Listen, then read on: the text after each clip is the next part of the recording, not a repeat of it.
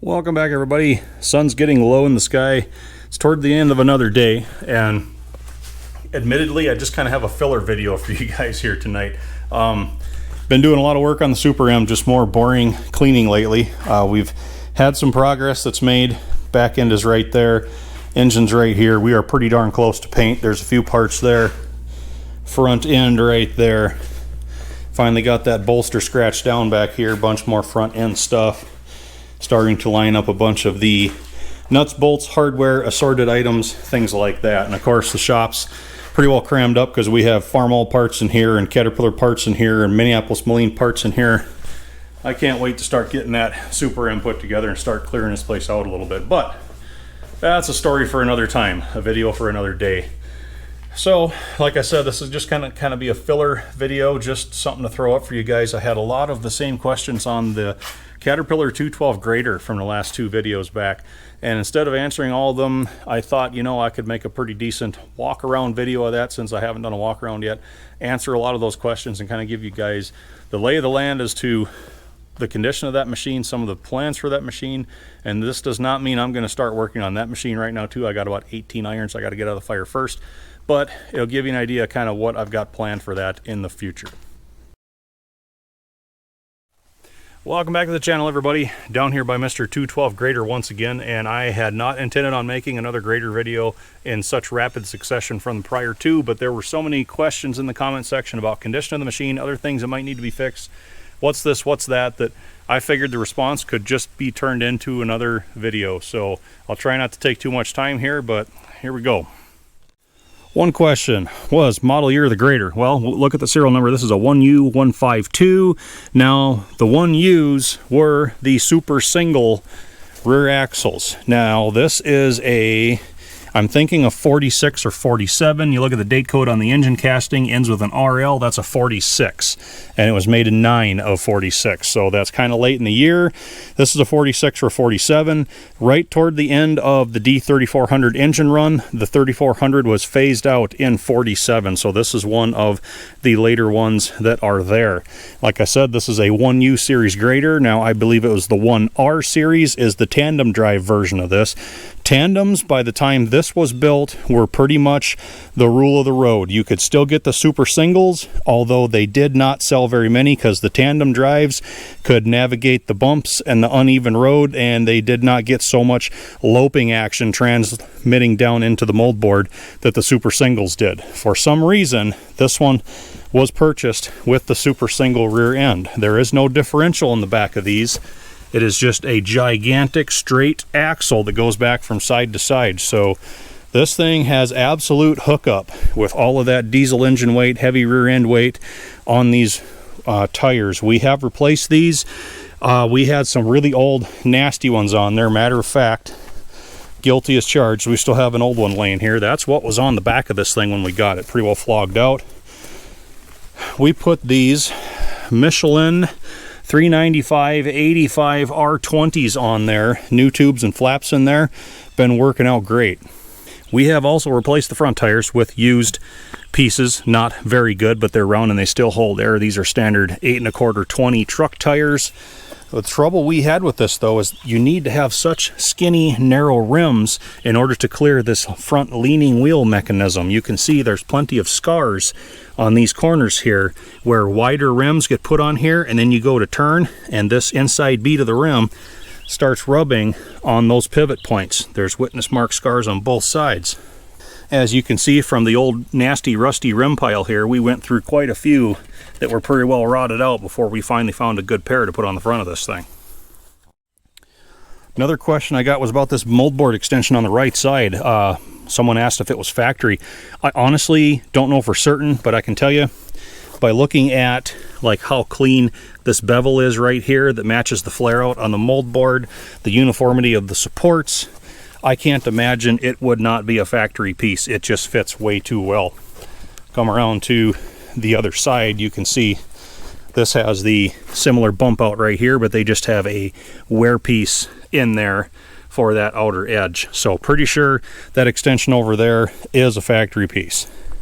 Coming back to the back end again, it was noted that there was some fresh paint on the hubs, the rims, We even have fresh paint on brake drums, backing plates, brake lines, what have you.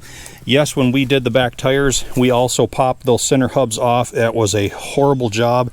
These are on a tapered keyed shaft. They are a horrendous press fit. We struggled and struggled with those things, cranked down as much puller tension as we could possibly get on there. Had to use heat on the hub besides. Still couldn't get them. Left it overnight to cool down with the tension on it, and this happened on both sides. The next day when everything was cool, we just pulled them off by hand. Something with that expansion and contraction with leaving the pressure on, it got them off the tapered axles. So once we got those off, we basically had to gut the brake shoes. The wheel cylinders were toast. The brake lines had both been stepped on so many times that they were damaged beyond repair. We made all new brake lines, and then I made these footstep guards for each side to protect those brake lines. This one's getting all dirty, but basically when you climb up on the back of this thing, you kind of have this place to step and you have right there to step. Years and years of people stepping on those things pretty much destroyed those lines. So these guards I made will do a pretty good job of protecting those.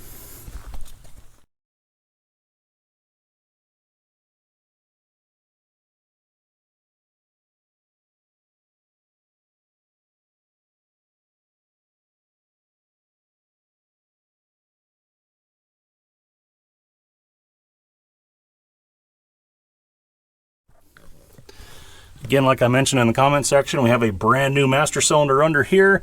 That can still be bought brand new. I think it was a Ray Bestis brand. Fits a lot of the 40s and 50s era vintage cars and trucks. And it was like 30 bucks at the parts store, brand new.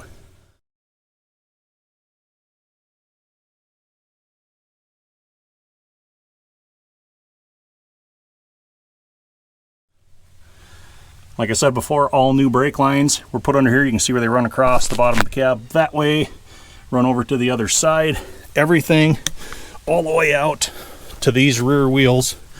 You can see that new one comes down through here under the axle, or sorry, under the frame, under my guard, into the wheel cylinder on each side. I actually got those brakes fixed up and working pretty well.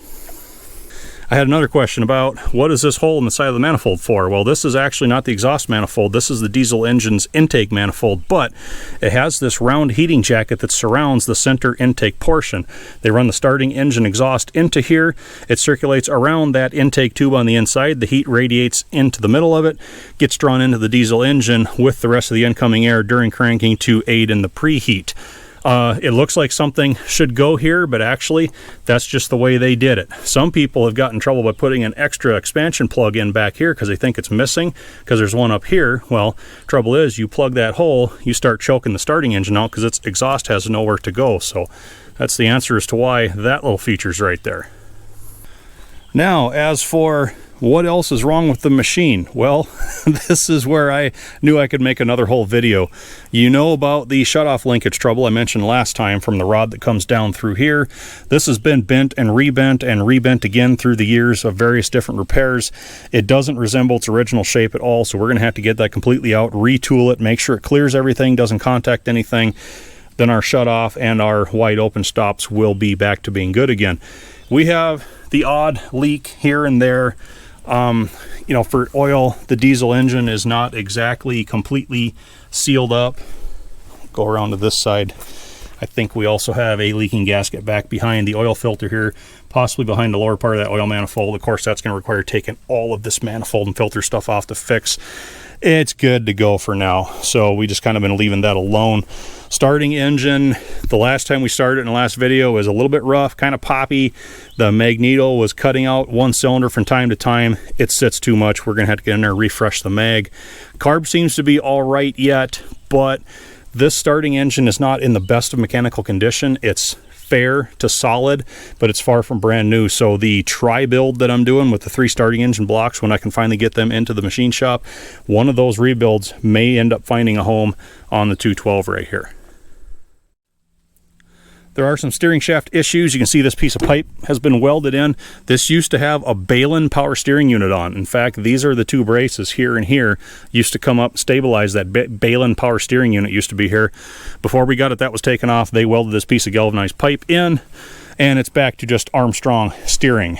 And in the last video, I don't know if you noticed, but as I was turning it, I think one of these steering U-joints up here has like a bind or a pop to it. We're gonna have to get in and look at some of that stuff right there.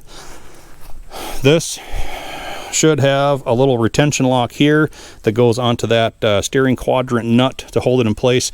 Not a make or break, but that's a detail that needs to be corrected. We've got some funky weld going on with this nut here on the main pivot pin, making the old eyelid twitch a little bit. We might look at that. The front leaning wheel gearbox does turn when we manually rotate the input to it, and that whole mechanism will lean the wheels, but the shift change box back here that powers it should have a mounting ear here that's broken off, and it should have another one, a couple actually back here that are broken off. So they've put these straps on here with these long bolts across, straps and nuts on the other side. I need to find a new gearbox. So far that's been kind of tough. The 212 graders and I think some 112s had these, possibly a couple other models. The ones that I've found that guys are not looking to restore, they're also not willing to part out. I haven't been able to get somebody to just take this gearbox off for me yet. They want to sell me the whole machine. Well, the trouble is these are big and clumsy and they don't move around that easy. They're kind of heavy and there's not a ton of interest in them in the collector market. There's not a ton of value as a collectible machine. They're more useful for a tool for what they are. So, and you can see right here, this shaft, these splines are a little bit barber poled, so I'm thinking something locked up in here at one time, or maybe they had some water in, made some ice, and when they went to engage it, something bound, and then she popped herself off the side of the frame. But I'm not going to buy a whole machine just for that box, so the search continues. This is an interesting little plunger rod right here. It pops in or it pops out. Like I said, that is a quick change gearbox. In the one position, the power will come from this power shaft here, and it drives the box through this rod and comes down, and then it will drive the shaft for the front leaning wheel. You pop that out to the other position, it takes power away from this bottom shaft, puts it on this top one, and if this would have had a scarifier in front of the blade, the scarifier mount assembly would go right here on those 4 big mounting holes, and then that's the shaft that would in turn drive all of that. We don't have the scarifier on here, and I don't really see much for witness marks down here. Well, maybe there might have been a scarifier on at one time. Usually it comes up, beats the bottom of the circle frame, and you get the marks. So this may have had a scarifier at one point, but all that stuff's gone. This footstep down here I think got hooked by the Moldboard as they turned it way around. Maybe that extra extension provided enough length to get around here and mangle that all up and break it. That's something we need to fix. We got all this old wiring on here. The electrical system is mostly gone off of this. It did have a nasty old generator on when we got it. I've showed you guys what the bracket looks like in the 1113 series. That's what this second sheave on the crank pulley powers.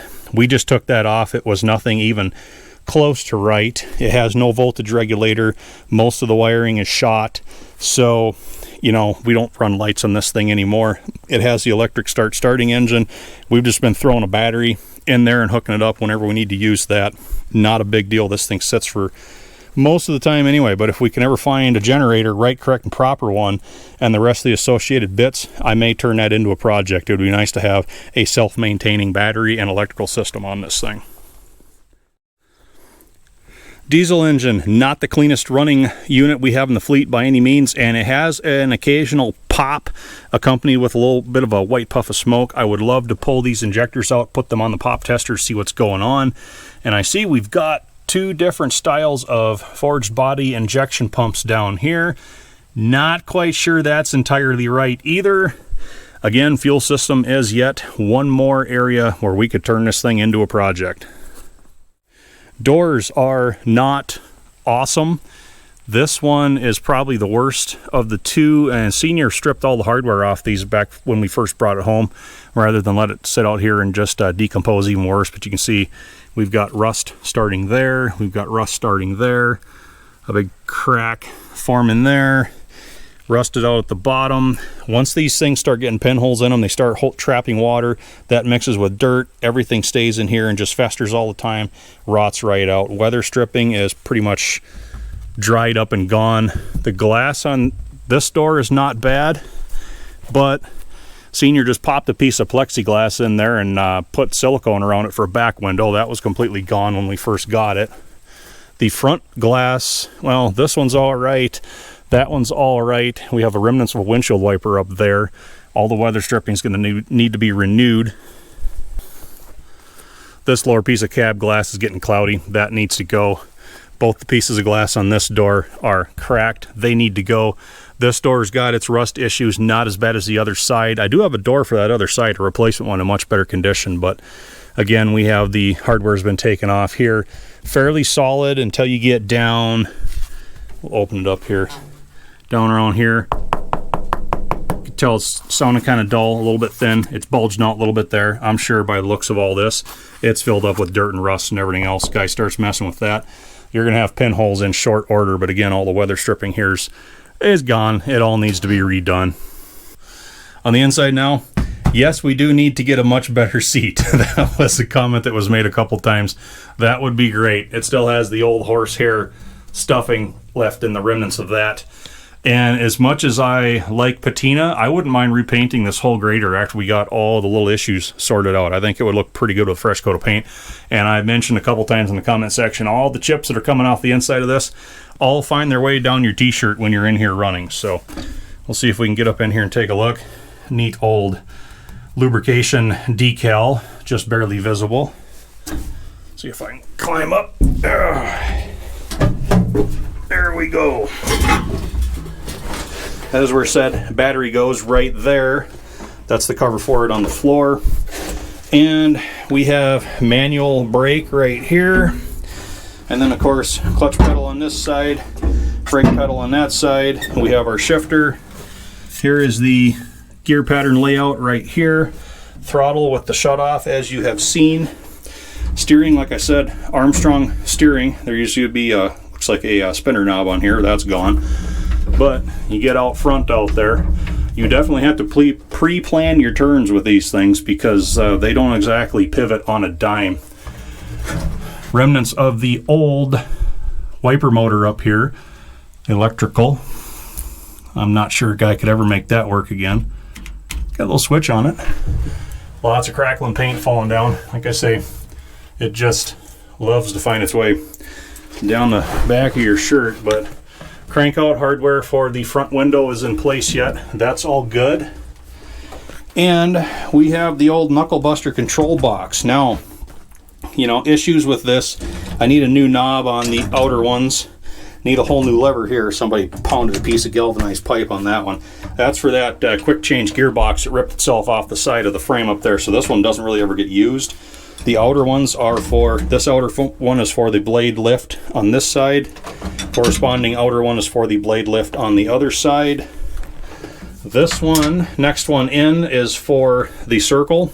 Pivot your blade around, and then this one in the center, I believe, is side shift. Basically takes the whole blade and circle and puts it to one side or the other. And we're gonna have to get into this knuckle buster box because, especially on these outer ones, we've had a lot of ratcheting going on where you can engage it and something in the box can go tick, tick, tick, and sometimes it grabs, sometimes it's slipping.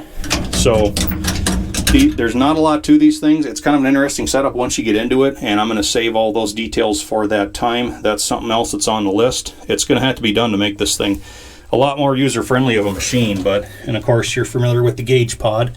Nice heavy cast housing. I just love these things. It even has the little gauge light in place yet. Not sure what that switch is for. Probably exterior lights. So that's pretty much the rundown of the cab. Now, last question that I can remember, I'm just kind of going off the cuff here. Someone asked if this had a heater in it, and yes it does. I'll show you over here. Open it up. It's no longer hooked into the cooling system. There were T's that ran back to it. One came out where we put this plug right here. I don't remember where they had the other one right here. They had lines that were running into this heater. This is, again, it was a little electrical unit. You can see the fan back here. Thinking that was a switch for it. This is a Tropic Air heater. Nice little louvered front face cover on it. You can see the little heater core back there. And someone has got a little bit crazy with the pliers bending this louver out. And what I'm thinking they were doing was trying to get some airflow out here to the side glass on this door. maybe to keep this defrosted so they could look down and see out here in the winter time. So pretty sure that's why that one little louver got mangled. That's kind of a neat little heater. It would be nice to go through it again someday. That take's kind of just deteriorated enough I can't really see, but like I said, there's that battery box cover. We've got assorted other switches down here for things. The electrical is certainly nothing that you would ever want to put any power to anymore without redoing the entire works, but that's pretty much the whole rundown of the 212 grader. So yeah, we got a little bit of project time ahead of us with this thing. Well, I hope we didn't go too long here. That was just kind of some of the things that were on my mind yet from reading some of the questions on the comment section from the last video, and some of the things that stand out to me that need to be addressed yet. So that's Mr. 212 grader. I'd love to have her shined up nice and yellow, return her back to her former glory. It's probably the closest to restoring an automobile that I'm ever going to get, being that it has rubber tires, you can actually drive it down the road. So anyway guys, thanks for watching. Tune in again.